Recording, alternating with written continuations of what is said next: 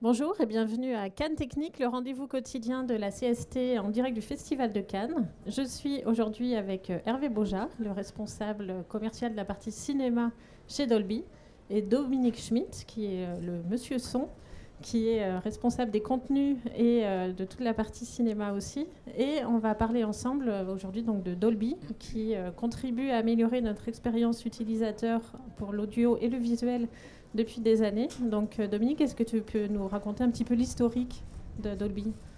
Oui, Dolby, c'est une société qui a été créée par Ray Dolby en 1965, à l'époque un jeune étudiant à Cambridge, qui travaillait sur la réduction du bruit dans les transmissions de signaux, notamment appliquées à l'audio, mais aussi à la vidéo, puisqu'à l'époque, on développait, Ampex par exemple, développait les premiers enregistreurs vidéo et rencontrait de gros problèmes avec le bruit de fond magnétique. Et donc Ray Dolby a travaillé là-dessus et très vite a sorti un réducteur de bruit qui permettait l'enregistrement magnétique sur les bandes avec une bien meilleure qualité. Donc tous les studios de musique ont équipé leur magnétophone du fameux réducteur de bruit Dolby A.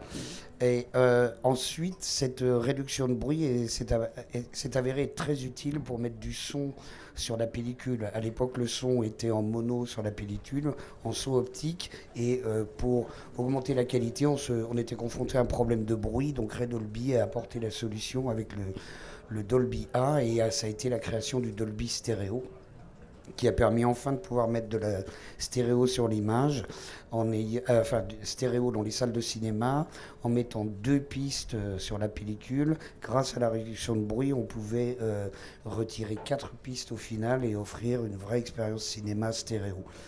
Et dans le souci qu'a toujours eu la société Dolby d'améliorer l'expérience audiovisuelle, on ne s'est pas arrêté là. Le Dolby Digital est arrivé, qui permettait de mettre du 5.1 sur de la pellicule. Il y a même eu le Dolby Digital Surround 2X qui a permis de mettre du 6.1 sur la pellicule. Et puis est arrivé le cinéma numérique, que Dolby n'a pas raté le train, a également développé des serveurs. Et avec Disney et Lucasfilm a développé le Dolby Surround 7.1, qui est aujourd'hui présent dans la majorité des salles en France en tout cas. Et puis continuer le chemin, l'amélioration de la perception vidéo avec le travail, notamment l'apparition de Dolby Vision, et puis parallèlement à ça, en 2013, le premier film en Dolby Atmos, technologie de son immersive, là, qui est vraiment encore un pas en avant énorme de franchi pour l'expérience. Et comme tu viens de le dire, donc Dolby, on connaît énormément pour le son évidemment, mais aussi pour l'image avec Dolby Vision. Donc en quoi est-ce que ça consiste ? Alors, Dolby Vision, c'est une technologie qui permet d'élargir l'espace de couleur, c'est-à-dire d'utiliser pleinement tous les afficheurs quand on est à la maison, utiliser pleinement les propriétés de son écran au maximum, et également permet d'augmenter le contraste de manière très sensible. Donc c'est une technologie, on va dire HDR, High Dynamic Range, et il y a une technologie Dolby Vision qui est vraiment dédiée au cinéma pour fonctionner sur des projecteurs conçus par Dolby d'ailleurs, qui permettent d'afficher une image de 108 nits, c'est-à-dire plus de 2 fois ce qu'on fait habituellement, parce qu'on est habituellement à 48 candela, et là on peut avoir des pics à 108 candela, et puis également d'avoir des vrais noirs. Ça c'est la grosse différence. Quand on ouvre le volet du projecteur Dolby, eh bien ce qu'on voit sur l'écran c'est rien, c'est du noir, alors que sur la plupart des projecteurs on a toujours une teinte grise qui apparaît. Donc un vrai haut contraste qui plonge le spectateur vraiment dans l'image. Et aujourd'hui, pour plonger le spectateur dans l'image, on va plus vers le réalisme des couleurs et des contrastes que vers ce qu'on avait il y a quelques années, des expériences 3D, etc. Ah oui, le public semble ne pas aimer tant que ça le relief. Il est assez vite dégoûté, peut-être par des expériences qui ne sont pas toujours optimales. pour faire de la bonne 3D, il faut avoir la bonne lumière derrière les lunettes, avoir les bonnes couleurs. Et notamment, justement, Dolby Vision au cinéma permet d'avoir une 3D où on a derrière les lunettes la même lumière que ce qu'on a en 2D aujourd'hui dans un cinéma. Donc là, une expérience qui fonctionne vraiment. On ne ressort pas avec un gros mal de crâne de la projection. Donc, voilà. Mais en France, c'est vrai que, et en Europe, de manière générale, le public est un petit peu réticent avec le relief aujourd'hui. L'expérience immersive passe plutôt par la qualité visuelle que par des expériences un peu artificielles peut-être. Oui, la qualité visuelle et un excellent rapport image et son. Et c'est la conjonction de Dolby Atmos et de Dolby Vision permet non seulement d'avoir une très belle expérience visuelle dans laquelle on a sans difficulté, on voit toute la profondeur de l'image, mais en même temps avec le son qui est lui aussi immersif, on est plongé dans un réalisme, pas la réalité, mais dans un réalisme qui est très plausible et qui nous fait plonger dans l'histoire. Voilà. La belle réussite d'une technologie cinéma, c'est quand on l'oublie complètement. C'est-à-dire qu'on est plongé dans le film, c'est pour ça qu'on est là, et on n'est pas en train de se dire oh, le son ceci ou l'image cela. Je pense que c'est réussi quand on est complètement embarqué dans la chose et qu'on a du mal à ressortir du film, on se cogne au mur. Ça, c'est la bonne expérience cinéma. Et là, on vient de voir jusqu'où en quoi ça aide pour la partie visuelle et pour la partie audio. Qu'est-ce qu'est Atmos du coup ? Alors Atmos, c'est un système où pour placer un son, par exemple, tout autour de la salle, lui faire le tour de la salle. Avant, en 5.1 ou en 7.1, on a des zones de surround qui sont les murs de côté de la salle ou le mur du fond divisé en deux. Voilà, ça nous fait nos 4 canaux surround. Là, maintenant, il y a des enceintes qui couvrent tout le tour de la salle et le son peut se déplacer, vraiment faire le tour de la salle. On a également des enceintes au plafond qui permettent de recréer la sensation d'élévation. Et encore une fois, on peut déplacer des sons vraiment de haut en bas, les faire venir de l'arrière en passant par en haut, en passant par le côté. C'est magique. Avec des applications, je me rappelle qu'aux Jeux Olympiques de Tokyo, comme il n'y avait pas de spectateurs, ça a été un choix de se dire on se repose sur cette technologie pour créer une sensation de stade. Dans la foule, oui, oui. Tout à fait. Donc c'est une technologie qui est sur laquelle il n'y a pas de mode d'emploi précis, c'est-à-dire on ne dit pas mettez plutôt vos ambiances comme ci ou mettez votre musique comme ça, mais les musiciens, les mixeurs perçoivent très vite tout ce qu'ils peuvent réaliser avec l'Atmos qu'ils ne pouvaient pas faire avant. Et Hervé, du coup, la manière dont on bénéficie en fait de ces technologies est assez vaste. Il y a différents supports qui permettent d'en bénéficier. Oui, tout à fait. Donc, le cinéma dont on vient de parler, c'est l'expérience ultime. Donc, c'est vraiment la façon la plus intense de vivre ces technologies. Mais il y a aussi eu un effort de démocratisation, je dirais, de ces technologies auprès du grand public. Et Dolby est présent avec ces technologies sur différents marchés.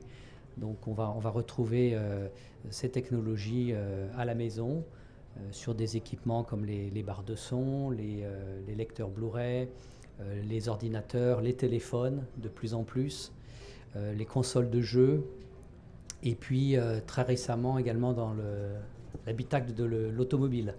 Donc c'est un nouveau marché sur lequel on se positionne pour le son immersif. Et puis les technologies vision également, Dolby Vision sur des télévisions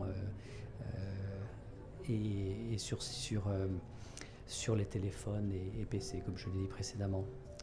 Et du coup, l'idée, c'est que le son et même l'image soient les mêmes depuis la vision du créateur jusqu'au consommateur.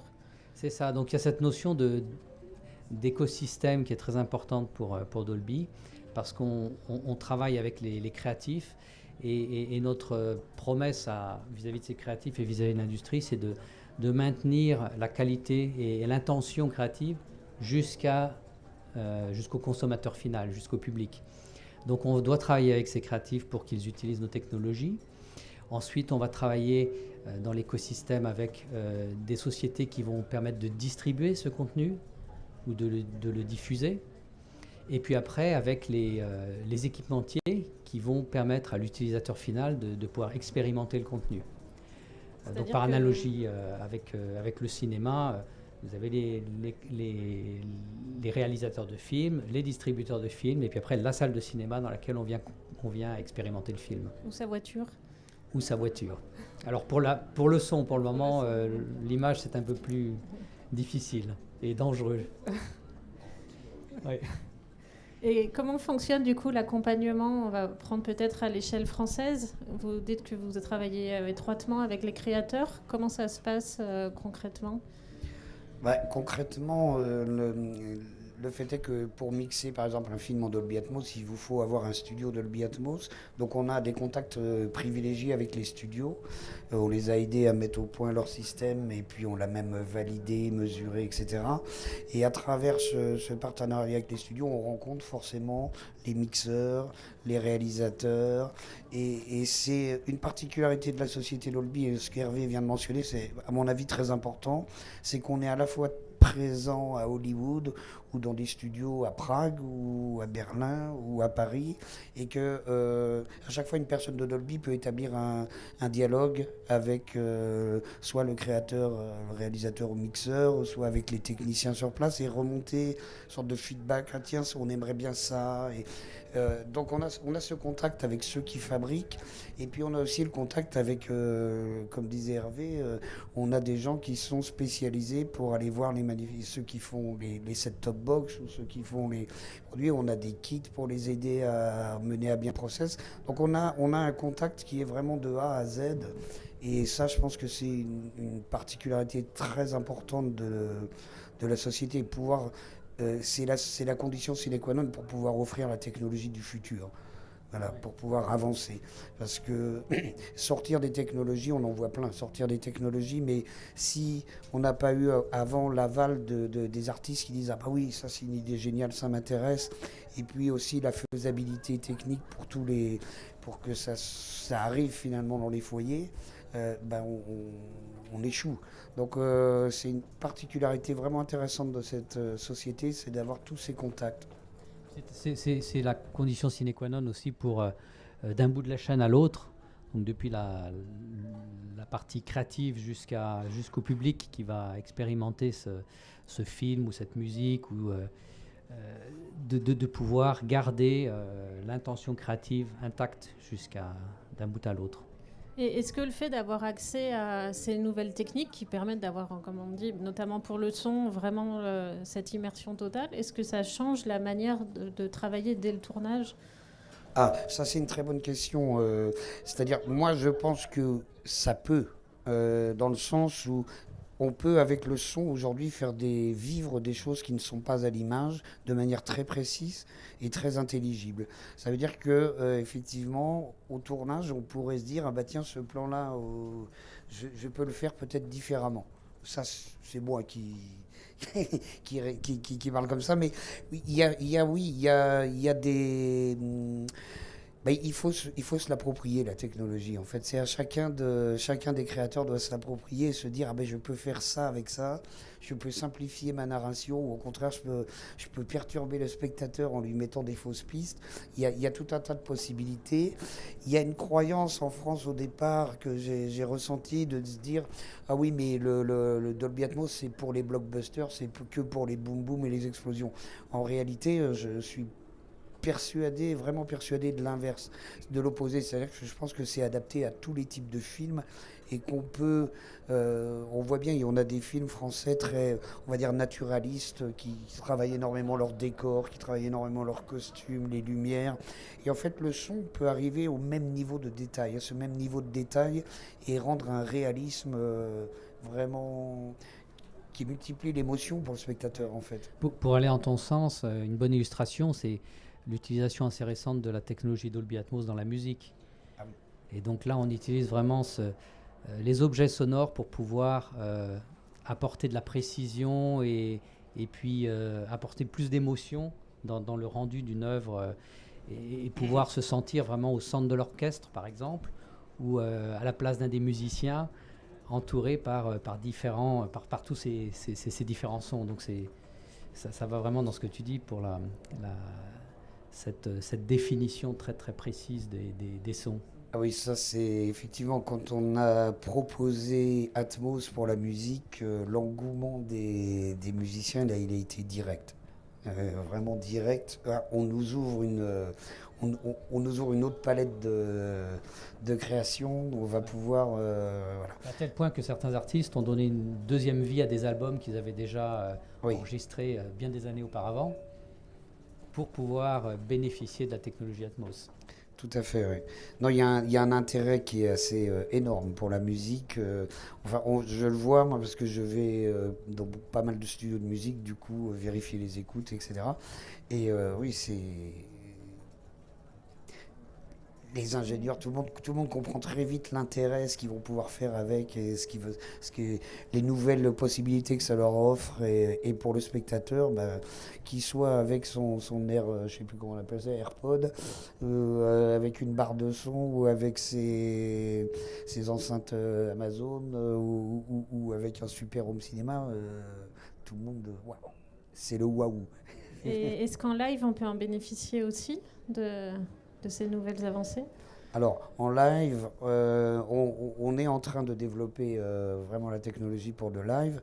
Et on a une salle à Las Vegas, un prototype de salle à Las Vegas, voilà, pour permettre à des artistes, effectivement, en live, sur scène, d'offrir aux spectateurs un mixage immersif, donc en Atmos. Donc c'est une adaptation de la technologie Atmos au live. Alors je peux pas dire je ne sais pas où on en est exactement, mais enfin on a vraiment déjà une salle. Je rêve. Ça a été inauguré cette année, et donc les premiers concerts ont lieu maintenant en utilisant cette technologie avec un mixage live en utilisant cette technologie Atmos. Voilà. Est-ce que c'est le futur des salles de concert? Ça se pourrait. Oui. En tout cas, c'est ce qu'on souhaite et c'est ce qu'on veut croire. Alors, pas toutes les salles de concert, mais certaines salles de concert s'y prêtent particulièrement, et c'est ce qu'on essaye de mettre en avant avec ce premier prototype. Et en attendant, on est à Cannes, donc on parle plutôt cinéma que musique. Dans quelle manière est-ce que vous accompagnez les salles de cinéma pour s'équiper? Et puis j'imagine qu'il faut savoir aussi comment utiliser la technique. Ouais. Donc on va revenir sur la partie cinéma, effectivement. Comme on le disait en introduction, le cinéma reste là dans l'ADN de Dolby, puisque c'est là que la société s'est développée au départ. Et puis c'est là qu'on peut expérimenter ces technologies de la façon la plus intense possible. Donc sur ces salles de cinéma, quelques chiffres d'abord. On est présent avec Dolby Vision et Dolby Atmos à travers un concept qui s'appelle Dolby Cinema, donc est un partenariat avec les salles de cinéma, avec les exploitants. Donc c'est assez réduit en nombre de salles. On a 10 salles en France avec le réseau Pathé.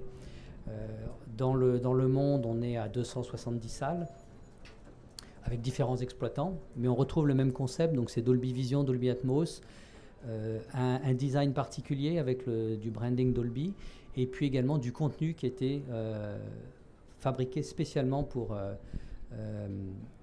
ces salles, donc pour utiliser Dolby Vision et Dolby Atmos. Avec un étalonnage et un mixage spécifique pour ces deux technologies. Le mixage, c'est un mixage Dolby Atmos pour le cinéma. Il n'est pas spécifique à la salle Dolby, mais c'est vrai que c'est un prérequis pour pouvoir passer le film dans une salle Dolby Cinéma en Dolby Vision. Il faut avoir un mixage en Dolby Atmos. Voilà, et sinon, c'est au laboratoire où on doit refaire un étalonnage spécifique pour le Dolby Cinéma, donc avec beaucoup plus grande dynamique lumineuse. Et une plus grande plage de couleurs, peut-être? Voilà, oui, ouais. Ça change d'espace colorimétrique. Je vais peut-être pas rentrer dans les détails parce que je me perdrai vite, mais oui, un espace de couleurs plus grand et une plage dynamique beaucoup plus grande. Voilà. Alors au-delà des salles Dolby Cinéma, qui sont vraiment des salles de type très premium, Dolby est également présent, bien sûr, à travers la technologie Dolby Atmos, qui a été déployée dans presque 7000 salles en France, dans le monde, excusez-moi. En France, on en est à 260 salles Atmos. Et ce que l'on voit, c'est que maintenant, tout nouveau cinéma qui s'ouvre, systématiquement, il y a une salle, voire 2 salles Atmos qui font partie du complexe. Donc ça, c'est une tendance qui semble s'installer dans l'industrie. On voit même aussi des complexes qui sont entièrement Atmos. Donc il y en a à peu près une centaine dans le monde maintenant, où l'intégralité des salles sont en son immersif. Et puis après, au-delà de ça, on aide les exploitants en leur proposant des produits, donc non seulement images et sons, mais également toute la chaîne sonore, amplificateurs et enceintes, donc qui vont participer à l'installation d'une salle de cinéma. Donc voilà notre implication pour ce qui est de l'exploitation cinématographique. Et après, pour ce qui est même de la diffusion des films, vous êtes partenaire de festivals ? Oui, bien sûr. Bah, Tu veux parler un peu de notre partenariat ici ? Voilà, oui, on est partenaire avec le Festival de Cannes, partenaire technique, et notre rôle de partenaire technique, c'est de fournir combien de serveurs ?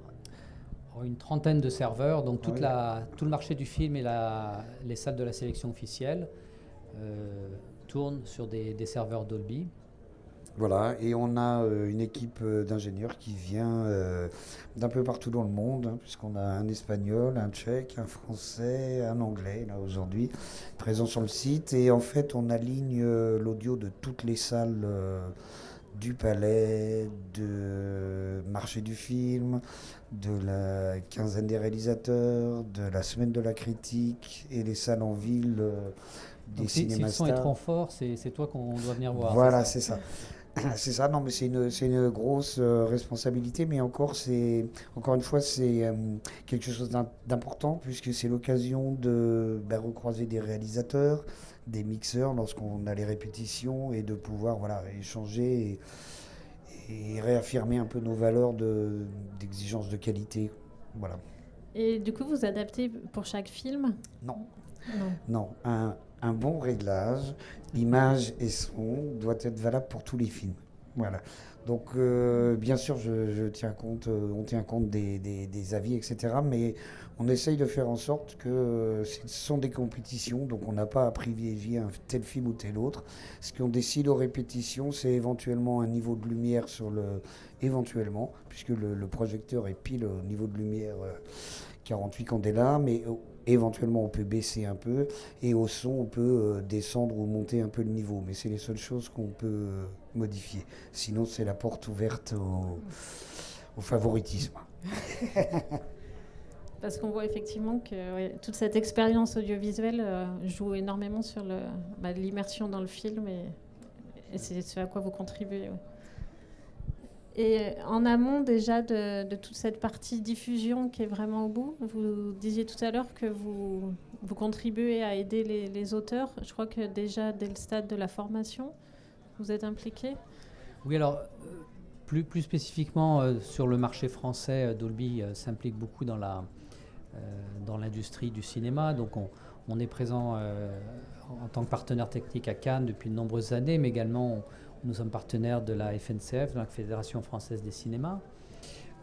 Nous sommes partenaires de la CST pour la partie technique. Et puis nous intervenons dans des cursus de formation. Donc un exemple local, nous avons un partenariat avec la mairie de Cannes et l'Université Côte d'Azur. Et nous intervenons dans le cadre du nouveau campus Méliès qui est à Cannes-la-Boca, sous forme de masterclass, donc pour éduquer les étudiants sur ces technologies Dolby Atmos et Dolby Vision. Et par la suite, tout à l'heure, on abordait le fait qu'il y ait des salles en fait, de mixage et puis j'imagine d'étalonnage dédiés. Comment est-ce que ça fonctionne ? Ça fonctionne très bien. On a, si je ne dis pas de bêtises, en France, 12 studios qui sont capables de mixer pour le cinéma en Dolby Atmos. Et un nombre, là, qui est beaucoup plus dur à évaluer, de studios capables de mixer en Dolby Atmos Home, donc soit pour le broadcast ou les supports. Je dis que c'est plus dur à évaluer parce qu'on ne suit pas tous les projets, mais le nombre me paraît énorme, très important. Donc les studios qu'on agrée, en fait, on établit vraiment une relation privilégiée avec eux, parce qu'on les aide à trouver dans leur budget la meilleure solution pour ce qui satisfasse nos exigences techniques et en même temps qui soit possible pour eux. Et et on suit également la partie du mixage, c'est-à-dire que s'il le souhaite, on peut venir contrôler le système avant qu'il commence à mixer, et puis à la fin du mixage, on peut venir faire le master lui-même, réaliser vraiment ce qui va partir au labo pour la fabrication des DCP. Donc on a une présence, une assistance, on va dire. Et est-ce que les normes sont les mêmes en fonction de si c'est un film ou une série en fonction de... Alors, la technologie est légèrement différente. On va dire le principe est exactement le même, sauf que au cinéma, on a affaire à des salles beaucoup plus grandes. Donc la disposition des haut-parleurs est un peu différente. Nos exigences techniques sont un peu différentes parce qu'on a aussi là, une nécessité de répondre à des normes. C'est-à-dire que les salles de cinéma, elles devraient toutes offrir la même expérience. Bon, on sait que c'est pas toujours le cas, mais donc on a une exigence qui est très cadrée, on va dire. Dans le domaine du home, en fait, on a des recommandations qui sont très spécifiques, mais on ne peut pas contrôler tout le monde, ni valider tout le monde. Ça demanderait beaucoup trop de personnes. Mais les recommandations, c'est un peu différente. Les recommandations sont un peu différentes, oui. Si vous voulez, pour un studio de mixage cinéma, on va dire, que je ne dise pas de bêtises, on a au moins au minimum une trentaine d'enceintes dans la salle. Dans un système qui va mixer du Dolby Atmos Home ou pour la musique, notre recommandation c'est d'avoir un système 7.1 et 4 au plafond. Donc c'est vraiment une économie différente, une technologie beaucoup plus légère d'un point de vue installation. Et aussi les fichiers finaux sont un peu différents. Donc c'est deux technologies qui ont exactement le même principe de fonctionnement, mais avec des applications plus dédiées au cinéma ou tous les autres formats.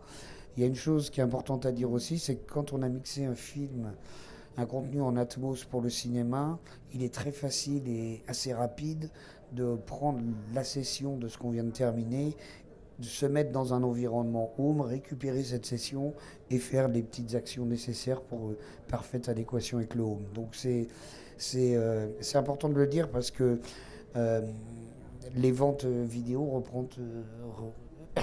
représentent toujours une part assez importante quand même. Et l'Atmos est vraiment un plus sur une vente d'un produit vidéo. Quand on sait que les plateformes comme Netflix ou Amazon demandent de l'Atmos ou Apple, avoir le mix Atmos, c'est un avantage. Et du coup, avec ces moyens d'en profiter qui sont de plus en plus vastes, est-ce que c'est des technologies qui gagnent de plus en plus de secteurs de l'audiovisuel ? Je pense, oui, on a commencé que dans le cinéma et maintenant on est dans les fictions. On va se retrouver aussi certainement bientôt sur les télévisions. On est sur les supports Blu-ray, on est dans les iPhones, on est dans les Samsung. Oui, en termes de support, on l'expliquait précédemment, il y a beaucoup de supports maintenant qui ont ces technologies qui permettent de rejouer du Dolby Atmos ou Dolby Vision. Et en termes de contenu également, donc il y a le contenu cinématographique, mais on travaille aussi avec l'industrie créative pour les séries, pour les jeux vidéo, pour la musique récemment, et puis encore plus récemment les spectacles, enfin les concerts vivants, les spectacles live qui vont permettre aussi de pouvoir générer des diffusions en direct ou en différé, mais qui vont contribuer à cet écosystème. Donc on peut imaginer que l'avenir aille vers de plus en plus de Dolby. C'est ce que nous souhaitons. Nous aussi, pour bénéficier l'expérience. C'est une expérience plus immersive. Je vous remercie et on va passer à nos quelques questions, si on en a.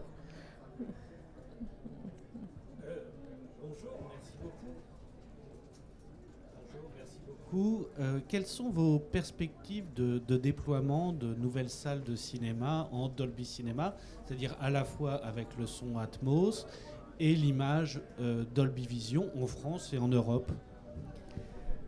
Alors ces perspectives, bien sûr, ne sont pas du seul fait de Dolby, puisque c'est un partenariat avec les exploitants. Donc j'ai mentionné aujourd'hui qu'on avait à peu près 270 salles ouvertes dans le monde. Il y en a encore à peu près 200 qui ont été engagées donc qui ne sont pas encore ouvertes, mais qui vont ouvrir dans les années à venir.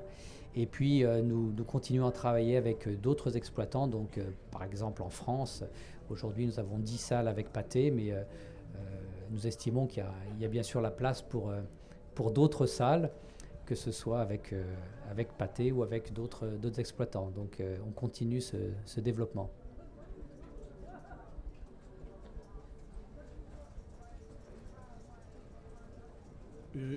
Une autre question, qu'est-ce qui différencie, toujours dans le monde du cinéma, une salle Dolby Cinema des technologies qu'on peut voir parfois, la technologie ICE, je crois que c'est pour CGR, ou d'autres technologies que tente de développer Barco, comme le Premium Large Format, qui ont l'air être aussi des HDR de l'image. Alors c'est effectivement beaucoup moins précis sur le son. Est-ce qu'il y a une vraie spécificité Dolby par rapport aux autres équipements premium des salles que proposent les différents acteurs, en France en tout cas?